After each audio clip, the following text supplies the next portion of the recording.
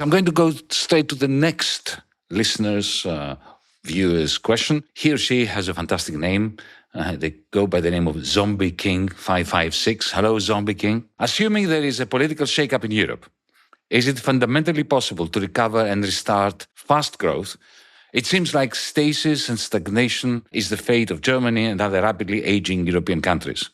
Given the demographic situation, the population understandably has very different concerns than political and economic rejuvenation. Well, this is true, but that goes to the heart of a great incongruity in Europe. We have a great paradox here again. On the one hand, we are getting old.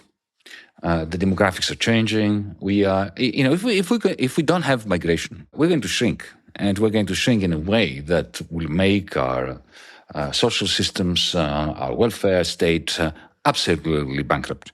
So we're a bit like Japan, not at that level, but like the Japanese are shrinking, and they are refusing to embrace migrants, and therefore making a bad thing worse. We're doing the same thing.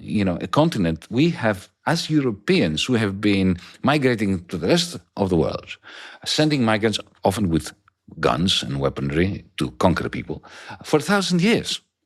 And now that we're getting older, of course, the demographic flows are reversed.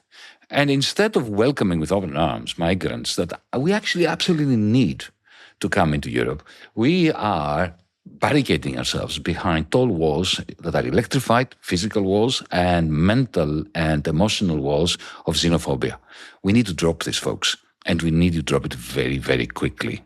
I agree with Yanis on immigration. Let me add another thought about our aging population. There is a paradox. Normally, aging populations would spend money, and young people, save money. That's sort of what's normally expected. But that's not happening in Europe. It's the old people who save money.